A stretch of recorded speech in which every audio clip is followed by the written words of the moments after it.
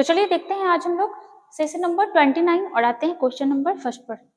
देखिएगा question number first क्या बोल रहा है, इनमें से किसकी राजधानी बिश्केक है। इनमें से किसकी राजधानी बिश्केक है।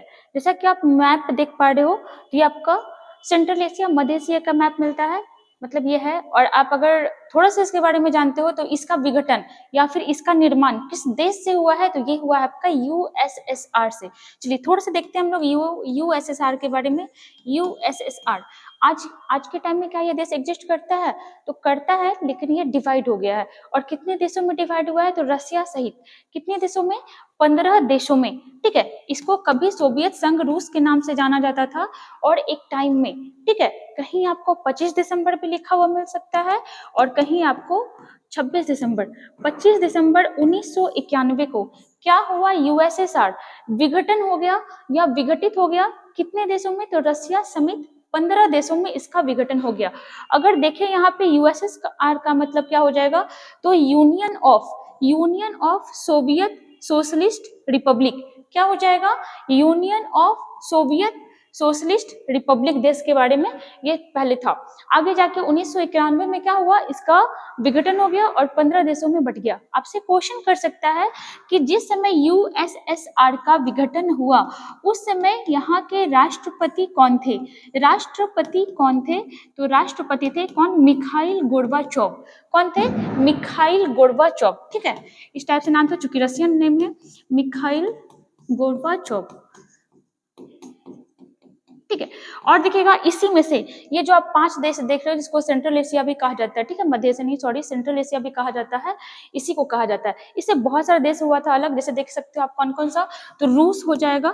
ठीक है, रूस हो जाएगा। आज के टाइम में जो आप यूक्रेन देख रहे हो, बहुत ज्यादा टेंशन चल रहा है ना, यूक्रेन की राजधानी कीव हो जाएगा, रूस की राजधानी मॉस्को हो जाएगा।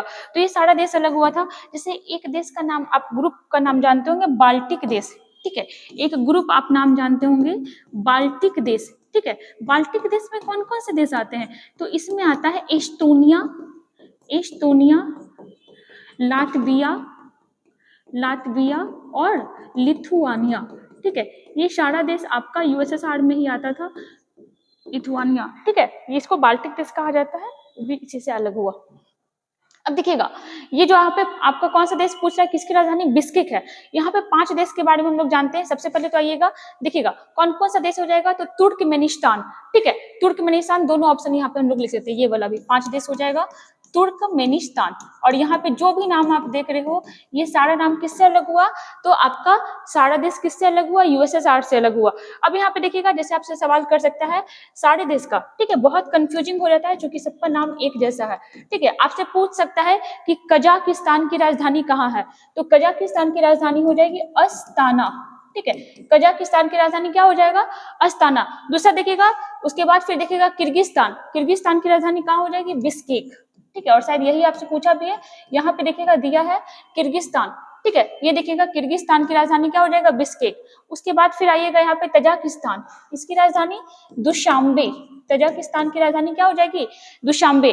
और फिर देखिएगा उज्बेकिस्तान, ताशकंद। ठीक है, उज्बेकिस्तान की राजधानी हो जाएगी ताशकंद। और ताशकंद बहुत इंपॉर्टेंट है, ताशकंद समझौता हुआ था किसके बीच, तो भारत और पाकिस्तान के बीच। और दूसरा देखिएगा लास्ट बचा आपका तुर्कमेनिस्तान की राजधानी क्या हो जाएगी, अशगाबत। ठीक है, अशगाबत। अब देखिएगा, वैसे कुछ कुछ और भी इंपॉर्टेंट क्वेश्चंस बन सकते हैं। जैसे आपसे पूछेगा कि पूरी दुनिया में सबसे बड़ा लैंड लॉक कंट्री कौन सा है, तो ये हो जाएगा कजाकिस्तान। लैंड लॉक किसको कहते हैं, जिसका सीमा किसी भी महासागर से नहीं लगता है, तो कजाकिस्तान जो हो जाएगा सबसे बड़ा लैंड लॉक कंट्री है, लैंड लॉक कंट्री है। ठीक है, क्या लिखा हुआ है, लैंडलॉक। उसके बाद फिर देखिएगा उज्बेकिस्तान की राजधानी ताशकंद। ठीक है, 1966 में ताशकंद समझौता हुआ था भारत और पाकिस्तान के बीच। और उस समय अपने प्राइम मिनिस्टर कौन रहे थे, लाल बहादुर शास्त्री। आपसे सवाल कर सकता है कि भारत के एकमात्र प्रधानमंत्री जिनकी मृत्यु कहाँ हुई थी, तो देश के बाहर हुई थी, ताशकंद में हुई थी, कौन थे वो, तो लाल बहादुर शास्त्री थे। इस तरीके से अपना आंसर क्या हो जाएगा, ऑप्शन नंबर बी, किर्गिस्तान। ठीक है, चलिए आते हैं क्वेश्चन नंबर 2 पर। द्रवों का अपेक्षित घनत्व किससे मापा जाता है? क्या सवाल कर रहा है? द्रवों का अपेक्षित घनत्व। तो यहाँ पे देखिएगा द्रवों का जो अपेक्षित घनत्व है ये किससे मापा जाता है? ये मापा जाता है हाइड्रोमीटर से। किससे मापा जाता है? हाइड्रोमीटर से। हाइड्रोफोन से देखिएगा तो जल के अंदर क्या होता है? तो जल के अंदर ध्वनि तरंग को इसी से मापा जाता है। जल के अंदर अगर कोई ध्वनि तरंग चलता है तो उसको किससे मापा जाता है? हाइड्रोफोन से। और अगर हाइग्रोमीटर की बात करें तो ये वायुमंडल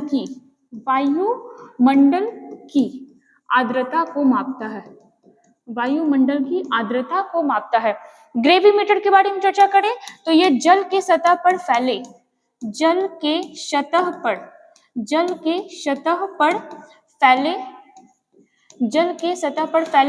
तेल। ठीक है, अगर कभी कभी आप देखते हो कि जल की सतह पर क्या होता है कि आपका तेल फैल जाता है तो उसकी उपस्थिति को ये मापता है। कौन? तो ग्रेविमीटर।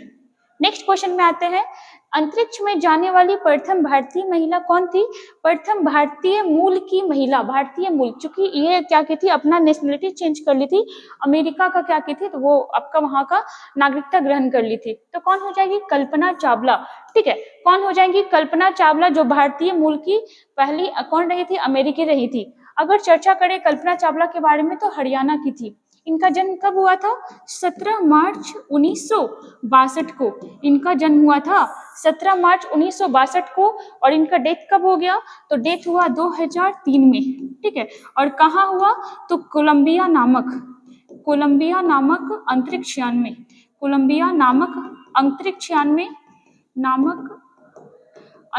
यान में क्या ये अकेली थी? नहीं, 7 यात्रियों के साथ थी।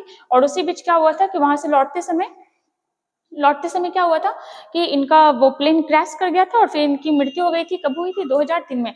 वैसे आप याद रखिएगा कि इसके पहले भी ये अंतरिक्ष में गई थी, सही सलामत वापस आ गई थी, लेकिन इस समय ऐसा घटना हुआ था।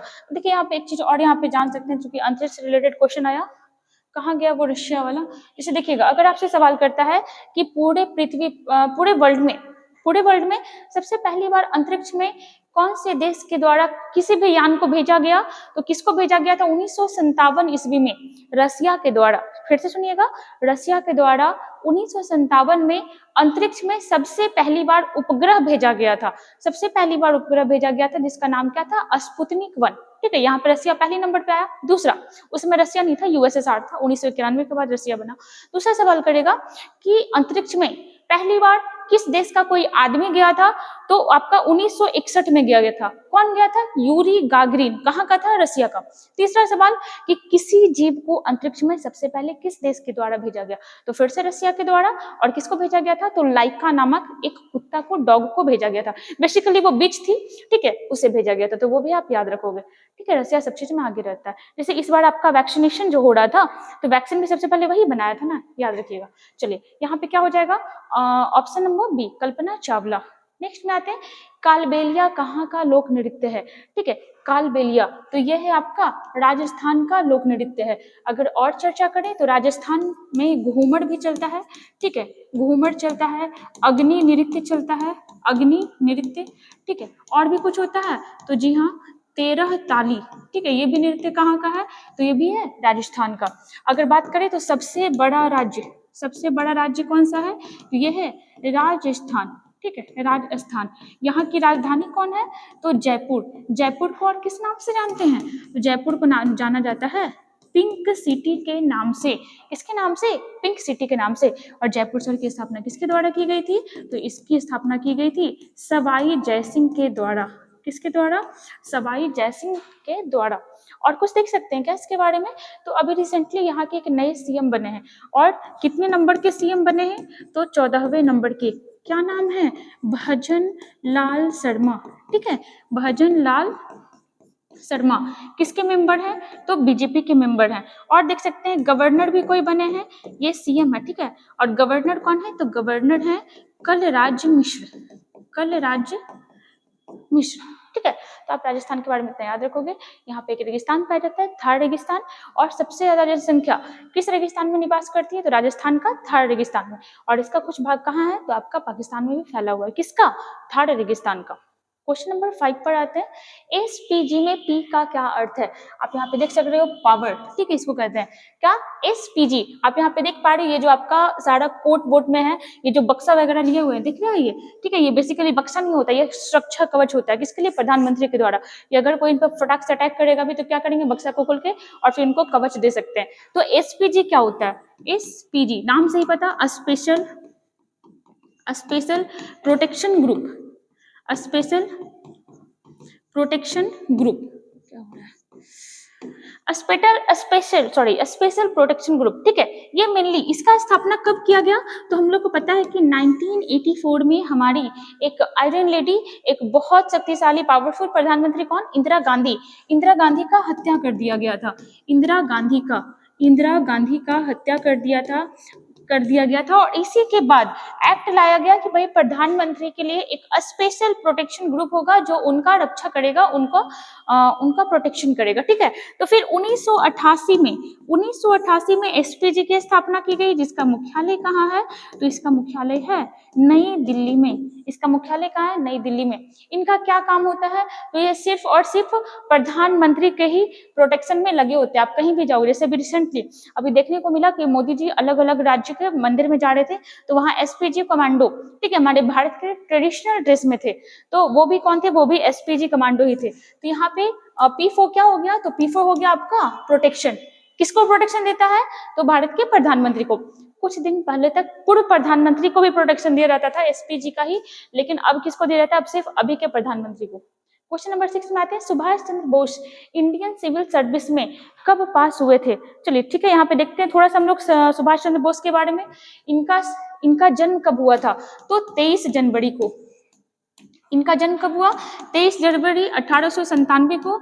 और मृत्यु कब हुआ? तो 18 अगस्त 1945। देख लो अपने आजादी के कितने करीब थे, कितना सेक्रीफाइस किए, कितना मेहनत किए। सोच रहे हो कि यहाँ से कहाँ चले गए थे? तो जर्मनी चले गए, जापान चले गए, अफगानिस्तान चले गए उस टाइम में। अभी के टाइम में भी हम लोग के लिए जाना मुश्किल है, और वो उस टाइम में चले गए थे। तो काफी पावरफुल इंसान थे, काफी मेहनती इंसान थे, काफी तेज तरार इंसान थे। मतलब आजादी के कुछ सालों पहले ही इनकी मृत्यु हो गई, आजादी देख भी नहीं पाए। 23 जनवरी 1897 को इनकी मृत्यु हुई थी। 23 जनवरी 1897 को इनका जन्म हुआ था और 18 अगस्त 1945 को इनकी मृत्यु हुई थी, ठीक है। अगर इनके बारे में हम लोग और चर्चा करें तो इनको नेताजी के नाम से भी जाना जाता था। और किस नाम से जाना जाता था? तो देश नायक के नाम से। नेताजी नाम कौन दिया था इनको? तो नेताजी नाम दिया था हिटलर, ठीक है। और देश नायक नाम कौन दिया था? R.N. टैगोर। इनका कुछ प्रमुख नारा था, कौन कौन सा? तो दिल्ली चलो, ठीक है, दिल्ली चलो था। और क्या था? और इनका नारा था तुम मुझे खून दो मैं तुम्हें आजादी दूंगा, ये भी नारा था। एक और था जय हिंद। ये सारा नारा किनके द्वारा दिया गया था? तो सुभाष चंद्र बोस के द्वारा। इन्होंने इंडियन सिविल सर्विस में पास किए थे। तो जी हाँ, पास किए थे। कब पास किए थे? 1920 में। और कितने नंबर के रैंक पे आए थे? तो चौथे नंबर के रैंक पे आए थे। बहुत बड़ी बात है उस समय का पास करना। एक क्वेश्चन और बनेगा कि रिसेंटली इनके जन्म दिवस पर पराक्रम दिवस का घोषणा किया गया है, ठीक है। आज ही 23 जनवरी ना, हाँ, तो आज 23 जनवरी, हाँ, कल 22 था। 23 जनवरी को पराक्रम दिवस मनाया जाता है। और कब से मनाया जा रहा है? तो ये 2021 से, ठीक है। 23 जनवरी 2021 को नेताजी के 125वीं जयंती पर क्या किस चीज का घोषणा किया गया? तो घोषणा किया गया कि अब से 23 जनवरी को पराक्रम दिवस मनाया जाएगा, ठीक है। चलिए इनके बारे में इतना याद रखिएगा। आते हैं नेक्स्ट क्वेश्चन में। बाबर के 4 पुत्रों में सबसे बड़ा कौन था? बाबर, अभी कुछ देर पहले वाले सेशन में हम लोग चर्चा किए, बाबरी मस्जिद इसी के नाम पे बनाया गया था। बाबर जो किस वंश का शासक था? तो मुगल वंश का शासक था। इसका 4 बेटा था और चारों में बड़ा कौन था? तो चारों में बड़ा था हुमायूं, ठीक है, चारों में बड़ा था हुमायूं। अगर इसके बारे में बात करें तो 1530 से 1540 तक पहले तो शासन किया, उसके बाद फिर बीच में इसका टाइम खत्म हो गया। फिर 1555 से 1556 के बीच फिर शासन किया।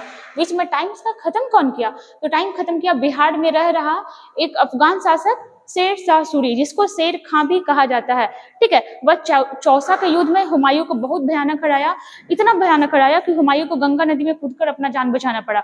और जब गंगा नदी में कूदा तो उसको निजाम नामक एक भिस्ती था, वो क्या किया, तो हुमायूं का जान बचाने में उसका मदद किया। तो हुमायूं बचा, बोला कि भाई हम तो मुगल शासक रहे थे, अभी मार करके हमको भगा दिया, हम फिर से कल जाकर के मुगल शासक बन जाएंगे। तो बहुत खुश हुआ वो भिस्ती कि हुमायूं जिसको हम बचाए हैं ये कभी मुगल शासक रहा था। तो फिर उसको बोला कि ठीक है, हमको भी इसके बदले एक दिन के लिए शासक बनने का मौका दीजिए। तो हुमायूं जो था उस भिस्ती को एक दिन का शासक बनाया था। ये क्वेश्चन आता है। और वो जो भिस्ती था एक दिन के लिए मुगल शासक बना था, निजाम नाम का जो भिस्ती था एक दिन के लिए मुगल शासक बना, और उसने चमड़े के सिक्के चलाए थे। तो क्वेश्चन आपका यही बनता है कि किस शासक के समय में चमड़े के सिक्के चलाए गए थे, तो हुमायूं के शासनकाल में चमड़े के सिक्के चलाए गए थे। आपको पता होना चाहिए, जो अभी चर्चा की है 1539 चौसा का युद्ध किसके बीच, हुमायूं और शेरशाह के बीच, जिसमें हुमायूं को जान बचा के कर्मनाशा नदी में, जो गंगा की नदी है, गंगा नदी में कूद जाना पड़ा, और वहां पे निजाम नामक एक भिस्ती उसका रक्षा किया, और उसके बाद उसको एक दिन का क्या किया, शासक बनाया। तो इस तरीके से बहुत दिक्कत से हुमायूं का लाइफ चला था। 1530 से 40 ऐसा हो गया। फिर 40 से लेकर के 55 के बीच किसका शासन रहा, तो शेरशाह उसी को कहा जाता है, शेरशाह सूरी का शासन रहा था। एक साल के लिए बेचारा फिर से शासक बना, कब, 1555 से 1556 के बीच। लेकिन जल्दी ही क्या हुआ, एक ये शहर का भी स्थापना किया था। किस शहर का, तो दीन पनाह का, ठीक है। और एक लाइब्रेरी में, उसी में इसका एक लाइब्रेरी था, और उसी लाइब्रेरी की सीढ़ियों से गिर करके हुमायूं की मृत्यु हो गई। तो एक लेखक है, एग्जाम में क्वेश्चन बनता है कि किस लेखक ने कहा था कि हुमायूं जिंदगी भर भटकते रहा और फाइनली भटकते हुए ही उसकी मृत्यु हो गई। तो ये कहा गया था लेनपुल के द्वारा, क्योंकि पूरा लाइफ वो परेशान रहा शेरशाह सूरी से और अपने विरोधियों से, कभी शेरशाह सूरी से, कभी अपने विरोधियों से, और कभी अपने भाइयों से। ये जो सारा इसका भाई था, ये सारा इसके लिए बहुत ही मतलब प्रॉब्लम क्रिएट करता था, हमेशा इससे युद्ध करते रहता था। हालांकि हुमायूं जो था वो बहुत ही उदार प्रवृत्ति का था। जैसे ही शासक बना तो मेरा भाई लोग हमसे नहीं लड़े, उसके लिए क्या किया कि बहुत जगह बांट भी दिया था। जैसे कामरान को कौन कौन सा एरिया दिया था, तो काबुल और कंधार किसको दे दिया, बोला कामरान को दे दिया, बोला ले जाओ भाई तुम रखो, हमको शांति से तुम शासन करने दो। उसके बाद फिर अस्करी, इसको भी कुछ कुछ एरिया दे दिया। हिंदाल, इसको भी आपका कहा जाता है मेवात वाला एरिया दे दिया, अलवर वाला एरिया दे दिया। तो छोटा छोटा पूरा बांट रहा था, लो बांटो ले जाओ और हमको शासन करने दो। लेकिन फिर भी आगे जाके फिर शेरशाह से इसको टक्कर लेना पड़ा था। ये हुआ आपका हुमायूं का कहानी। जैसे आप जानते हैं आज के टाइम में हम लोग को देखने को मिलता है, लोग डे बाय डे, मतलब जैसे मंडे है तो व्हाइट कलर का, ट्यूसडे है तो रेड कलर का कपड़ा पहनता है। इसका भी शुरुआत कौन करवाया था, तो हुमायूं ने शुरुआत करवाया था। वो 7 दिन 7 कलर का कपड़ा पहनता था, ये चीज भी वो शुरू किया था। एक चीज और, एक क्वेश्चन बनता है कि हुमायूं नामा जिससे हुमायूं के पर्सनल लाइफ के बारे में, ठीक है, प्रोफेशनल नहीं, पर्सनल लाइफ के बारे में काफी पता चलता है। कौन लिखा है ये पुस्तक, तो हुमायूं नामा लिखा गया है गुलबदन बेगम के द्वारा।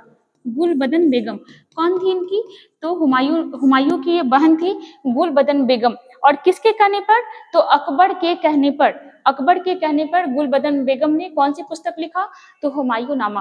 ठीक है, चलिए इतना याद रखिएगा। आते हैं नेक्स्ट क्वेश्चन पे। क्वेश्चन नंबर 8, निम्न में से कौन सा पशु भारत के राज चिन्ह में नहीं है। देखिएगा भारत का राज चिन्ह है क्या, तो भारत का राज चिन्ह है क्या, अशोक स्तंभ। ठीक है, अशोक स्तंभ। इसमें बहुत सारे पशु का जिक्र किया गया है, पशु का चित्रण भी किया गया है। सबसे पहले तो आपसे पूछेगा कि इसको कब अपनाया गया, तो इसको अपनाया गया है 26 जनवरी 1950 को। इस दिन कुछ खास हुआ था क्या, तो हाँ, हमारा देश क्या हुआ था, तो इस दिन जाकर के गणतंत्र बन गया था। दूसरा आपसे सवाल करेगा कि ये जो आपका अशोक स्तंभ है इसके नीचे क्या लिखा हुआ है, तो इसके नीचे लिखा हुआ है सत्यमेव जयते। ठीक है, क्या लिखा हुआ है, सत्यमेव जयते, जिसका अर्थ क्या होता है कि सत्य की हमेशा जीत होती है। सत्यमेव जयते, ये जो कोटेशन है ये कहाँ से उठाया गया, तो ये उठाया गया है एक उपनिषद से। और कौन से उपनिषद से, तो मुंडको उपनिषद से ये लाइन लिया गया है, सत्यमेव जयते। ठीक है, अब देखिएगा इसमें पशु के बारे में चर्चा किया है कि कौन कौन से पशु इसमें हैं। देखिएगा इसमें अब इसमें पूछ रहा है कि कौन कौन सा क्वेश्चन है। सबसे पहले तो यही पूछेगा कि कितने शेर हैं। तो जब आप अशोक स्तंभ का यहाँ पे फोटो नहीं लाए, छूट गया, आप अगर जब अशोक स्तंभ का फोटो देखोगे तो आपको 3 शेर दिखाई पड़ेगा, इधर एक साइड और एक सामने। लेकिन वो 3 शेर नहीं है, वो 4 शेर है। ठीक है, चौथा आपको दिखता नहीं है। तो सबसे पहले तो पूछेगा कि इसमें शेर की संख्या कितनी है, तो शेर का संख्या हो जाएगा कितना, 4। ठीक है, ये ऊपर में हो गया। बाकी दूसरी साइड इसमें और भी जंतु का चर्चा किया गया, देखते हैं कि कौन नहीं है। तो सबसे पहले तो शेर होगा, अभी हम लोग देख लिए कि शेर होगा। दूसरा दिखेगा हाथी होगा और घोड़ा होगा, ठीक है। बाघ का नहीं है, बाघ का नहीं है। बाघ की जगह पे और कोई है तो हाँ है। कौन है? तो बाघ की जगह पे हो जाएगा आपका सांड का, ठीक है। क्या हो जाएगा? सांड का, ठीक है। तो याद रखिएगा यहाँ पे क्या हो जाएगा? Option number D. बाकी यहाँ पे तीनों आप याद रखिएगा कौन कौन सा जानवर हो जाएगा? हाथी हो जाएगा, घोड़ा हो जाएगा, और आपका फिर से यहाँ पे हाथी, घोड़ा और सांड का यहाँ पे चर्चा किया गया, किसमें? अशोक स्तंभ में। चलिए आगे आते हैं। क्वेश्चन नंबर, एक चीज और याद रखिएगा कि जो सत्यमेव जयते है, इसका भी कभी कभी पूछ लेता है कि किस लिपि में लिखा हुआ है, तो ये हो जाएगा देवनागरी लिपि में, ठीक है, देवनागरी लिपि में। चलिए आगे आते हैं क्वेश्चन नंबर 9 में। लोकसभा का तीसरा महत्वपूर्ण अधिकारी कौन होता है? लोकसभा का तीसरा महत्वपूर्ण अधिकारी, लोकसभा किसका अंग है? तो हमारे संसद का अंग है। लोकसभा किसका अंग है? तो संसद का अंग है। ये चीज कहाँ लिखा हुआ है? तो ये चीज लिखा हुआ है आर्टिकल 81 में लिखा हुआ है कि संसद में एक कौन सा अंग होगा, कौन सा सदन होगा, तो ये होगा आपका लोकसभा, ठीक है। दूसरा देखिएगा एक आर्टिकल 326 में क्या लिखा हुआ है कि वह भारतीय नागरिक जो कम से कम 18 वर्ष का हो, वह भारतीय नागरिक जो कम से कम 18 वर्ष का हो, वह लोकसभा के चुनाव में भाग ले सकता है, ठीक है। किसमें भाग ले सकता है? तो लोकसभा के चुनाव में भाग ले सकता है। चलिए आगे देखते हैं। लोकसभा में टोटल संख्या कितना हुआ करता था? मैक्सिमम, तो मैक्सिमम 552 हुआ करता था। ध्यान से समझिएगा, लोकसभा में टोटल संख्या कितना हुआ करता था? 552। कैसे कैसे? तो इसको देखिए बांटते हैं। स्टेट से कितने लोग आते थे? तो स्टेट से आता था 530 लोग, ठीक है। यूटी से कितने लोग आते हैं? तो यूटी से आते हैं 20 लोग। कितना हो गया? 550। तीसरा जो होता था प्रेसिडेंट, ठीक है। प्रेसिडेंट के द्वारा 2 आदमी चुन कर के तब लाया जाता था जब इन दोनों में से किसी में भी एंग्लो इंडियन नहीं आता था। ध्यान दीजिएगा, एंग्लो इंडियन अगर एंग्लो इंडियन का चुनाव होकर के यहाँ पर आ जाते थे तब चुनाव नहीं होता था। लेकिन अगर कोई एंग्लो इंडियन का चुनाव नहीं यहाँ पर होकर के आता था तो 2 एंग्लो इंडियन को राष्ट्रपति के द्वारा चुन करके कहाँ भेज दिया जाता था? तो लोकसभा में। लेकिन इस चीज को खत्म कर दिया गया और केम्मा संशोधन के द्वारा, 104वां संशोधन के द्वारा इस चीज को खत्म कर दिया गया। तो अब आपसे पूछेगा कि हमारी लोकसभा में मैक्सिमम संख्या कितना है? तो अब कितना हो जाएगा मैक्सिमम संख्या? अब हो जाएगा आपका 550। कितना हो जाएगा? 550। सवाल क्या था हमारा? लोकसभा का तीसरा महत्वपूर्ण अधिकारी कौन होता है? तो देखिएगा पहला कौन होता है? तो पहला होता है अध्यक्ष, जिसको हम लोग क्या बोलते हैं? स्पीकर, ठीक है, जिसको हम लोग क्या बोलते हैं? स्पीकर। और अभी स्पीकर कौन है? तो अभी स्पीकर है ओम बिरला, ठीक है, ओम बिरला। अभी स्पीकर है ओम बिरला। दूसरा आपसे पूछेगा कि दूसरा इंपॉर्टेंट अधिकारी कौन होता है? तो ये हो जाएगा उपाध्यक्ष, ठीक है। तीसरा आपसे पूछ रहा है ना, तो तीसरा कौन होता है? तीसरा होता है महासचिव। कौन होता है? महासचिव। और अभी महासचिव कौन है? तो अभी महासचिव है उत्पल कुमार सिंह, उत्पल कुमार सिंह, ठीक है। अब आप बोलिएगा कि अब उपाध्यक्ष का नाम नहीं बताया, तो उपाध्यक्ष का नाम इसलिए नहीं बताया गया क्योंकि देखिए एक प्रथा चलते आ रहा था। उपाध्यक्ष कौन बनता था? तो हमेशा कोई ना कोई विपक्षी दल का, मजबूत विपक्षी दल का नेता बनता था। और अभी के टाइम में जैसा आपको पता है कि अभी लोकसभा में कोई भी अच्छा विपक्षी दल का नेता नहीं है, इसलिए ये पद खाली है। और कब से खाली है? तो 2019 से खाली है। और राम जाने इस बार क्या होगा। अभी तक तो बीजेपी आपका 303 पे चल रहा था, अब तो राम मंदिर का भी उद्घाटन हो गया। आई थिंक अब रुक जाएगा बीजेपी का यूसीसी पे, उसके बाद देखिए कि अब कितना सीट आता है। तो ये सीट खाली है और तीसरा इंपॉर्टेंट पद हो जाएगा महासचिव का। एंड लास्ट क्वेश्चन की ओर, जैन धर्म में कुल कितने तीर्थंकर हुए? जैन धर्म में कुल कितने तीर्थंकर हुए? कितने हुए? 24, ठीक है, टोटल 24 तीर्थंकर हुए। थोड़ा सा आप यहाँ पे देखिएगा, जैसे हम लोग देख सकते हैं सबसे पहले अपना कौन सा धर्म चल रहा था बढ़िया से, सब मजे में लाइफ जी रहे थे, वैदिक धर्म, ठीक है, सब कुछ बढ़िया चल रहा था। इसका टाइम पीरियड कितना था? 1500 BC से 600 BC। कोई दिक्कत नहीं था, ठीक है। लेकिन इसी बीच क्या हुआ, किस चीज का इन्वेंशन हो गया, किस चीज का यूज होना शुरू हो गया, तो यूज होना शुरू हो गया किस चीज का, लोहा का। अब जैसे ही लोहा का खोज हुआ, कुछ लोग अमीर होने लगे, कुछ लोग गरीब होने लगे, भेदभाव बढ़ने लगा, काम बढ़ने लगा, व्यवसाय बढ़ने लगा, और फिर क्या हुआ, फिर हुआ भेदभाव, छोटा जात बड़ा जात, तुम बड़े हम बड़े, ठीक है। ये चीज होने लगा, और ये चीज कब से होने लगा, तो बीच में लोहा का यूज हुआ, और फिर यहाँ से क्या होता है, टाइम बट जाता है। कैसे कैसे बैठता है, तो देखिएगा वैदिक धर्म आगे जाके दो भाग में बट जाता है, किसमें किसमें, तो ऋग वैदिक काल में, ठीक है। पहला पार्ट हो जाता है ऋग वैदिक काल, और दूसरा पार्ट हो जाता है उत्तर वैदिक काल, ठीक है, उत्तर वैदिक काल।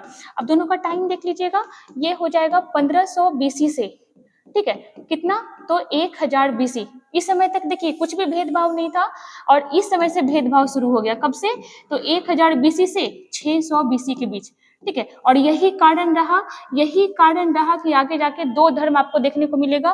कौन कौन सा धर्म, तो आपका बौद्ध धर्म और एक आपका जैन धर्म। तो आगे जाके यही हुआ कि हमारे वैदिक धर्म से दो धर्म का विभाजन हुआ। कौन कौन सा धर्म, बौद्ध धर्म, ठीक है, बौद्ध धर्म, और दूसरा जैन धर्म, ठीक है। आपसे पूछेगा कि बौद्ध धर्म में कितने तीर्थंकर हुए, सिंगल, ठीक है। बौद्ध धर्म में सिर्फ और सिर्फ कौन रहे, गौतम बुद्ध, और कोई नहीं। लेकिन इसमें टोटल कितने तीर्थंकर रहे थे, इसमें टोटल तीर्थंकर रहे थे 24, एंड लास्ट वाले कौन थे, लास्ट वाले थे वर्धमान। और जब ये कठिन तपस्या करके ज्ञान प्राप्त किए, इट मीन्स कि अपने ज्ञानेंद्रियों को, अपने सेंस ऑर्गन को एक्टिवेट कर पाए, ठीक है, तब ये क्या कहलाए, तब ये कहलाए महावीर स्वामी, ठीक है, महावीर स्वामी। आपसे ये क्वेश्चन पूछा, पिछले बार से थोड़ा सा क्वेश्चन पूछने का ट्रेंड चेंज किया है। जैसे आपसे पूछ लिया था एक बार, क्या दरोगा में पूछा था कि 22वें नंबर के तीर्थंकर का प्रतीक चिन्ह क्या था। लोग क्या करता था कि एक पहला याद करता था, एक लास्ट का याद करता था, बाकी वाले को भूल जाता था। लेकिन हम लोग जब भी अपने क्लास में पढ़ाते हैं तो बच्चों को शुरुआत से 5 और लास्ट का 5 याद करवाते हैं। तो आपको भी आप भी याद रखिएगा कि जो आपके पहले नंबर के गुरु थे, कौन थे, पहले नंबर के गुरु थे ऋषभ देव, ठीक है। पहले नंबर के गुरु थे ऋषभ देव, और दूसरे नंबर के कौन थे, अजीतनाथ, तीसरे नंबर के संभवनाथ, और चौथे नंबर के देखिएगा यहाँ पे अभिनंदन, और 5वें नंबर पे सुमति। एक बार फिर से देखिएगा, पहले नंबर के थे अजीतनाथ, ठीक है, पहले नंबर के थे अजीतनाथ, जिनका प्रतीक चिन्ह क्या था, बैल, ठीक है। इनको ऋषभ देव भी कहा जाता है, इन्हीं को अजीतनाथ भी कहा, आदिनाथ भी कहा जाता है। दूसरे होंगे, हो जाएंगे अजीतनाथ, और इनका क्या हो जाएगा, प्रतीक चिन्ह हाथी। तीसरा देखिएगा संभवनाथ, इनका प्रतीक चिन्ह क्या होगा, घोड़ा। चौथे नंबर का अभिनंदन, और इनका प्रतीक चिन्ह क्या हो जाएगा, बंदर। और 5वें नंबर का हो जाएगा सुमतिनाथ, इनका प्रतीक चिन्ह क्या हो जाएगा, यहाँ पे चकवा दिया है, इसी को क्रॉन्च भी कहा जाता है, ठीक है, क्रॉन्च। चलिए आगे आइएगा, यहाँ पे देखिएगा 24वें नंबर का महावीर स्वामी का प्रतीक चिन्ह क्या हो जाएगा, तो महावीर है, मतलब बहुत वीर है, तो क्या आप याद रखोगे, शेर, ठीक है, सिंह। उसके बाद देखिएगा पार्श्वनाथ, ये भी बहुत इंपॉर्टेंट है, किसी एक दिन ना जैन धर्म का पूरा सेशन ही हम लोग कर लेंगे। पार्श्वनाथ, पार्श्व में देखिएगा, पार्श्व आप लोग कैसे लिखते हो, पार्श्व ऐसे लिखा था, तो ये सर्प जैसा बन करके आया, सांप जैसा इस टाइप से बन के आया, तो आप याद रखिएगा कि पार्श्वनाथ का प्रतीक चिन्ह क्या हो जाएगा, सर्प। उसके बाद देखिएगा नेमीनाथ, ठीक है, नेमीनाथ का प्रतीक चिन्ह क्या हो जाएगा, शंख, और एक है नमीनाथ, ठीक है, नेमीनाथ और नमीनाथ अलग है। नमीनाथ का प्रतीक चिन्ह क्या होगा, नीलकमल और मुनि श्रुवत, ठीक है, मुनि श्रुवत का क्या हो जाएगा, कछुआ। तो कम से कम इतना तो याद रखना ही चाहिए, ताकि पिछले बार आपका 22वां पूछा, हो सकता है इस बार 20वां पूछ ले, 21वां पूछ ले। और एक आप और भी याद कर लीजिएगा, 19वें नंबर वाला, ठीक है, 19वें नंबर वाला के बारे में कहा जाता है, क्या नाम है इनका नाम है मुनि श्रुवत, ठीक है, यहाँ सॉरी मल्लीनाथ, हाँ 19वें वाला को कहा जाता है मल्लीनाथ। क्यों इंपॉर्टेंट है, क्योंकि मल्लीनाथ के बारे में कहा जाता है कि ये एक स्त्री थे, ठीक है, इनके बारे में कहा जाता है कि ये एक स्त्री थे, और इनका प्रतीक चिन्ह क्या दिया है, कलश, ठीक है, कलश। चलिए इतना याद रखिएगा। जैन धर्म अपने आप में बहुत बड़ा चैप्टर है, छोटा वे में इसको बताया भी नहीं जा सकता है। यहाँ पे आंसर क्या हो जाएगा, तो आंसर हो जाएगा ऑप्शन नंबर डी, ठीक है। चलिए आप कमेंट करके बताइएगा कि जैन धर्म आगे जाके कितने भागों में बट गया था। पहले तो वैदिक धर्म से ही बटा, बौद्ध धर्म, जैन धर्म, फिर आगे जाके ये सारे धर्म भी अलग अलग भाग में बट गए थे, ठीक है। चलिए यहाँ पे 10 क्वेश्चन कंप्लीट हुआ विद फैक्ट के साथ। ऐसे ही हमारे साथ बने रहिए, वीडियो को लाइक एंड सब्सक्राइब जरूर करिएगा, और मिलते हैं फिर नेक्स्ट सेशन में।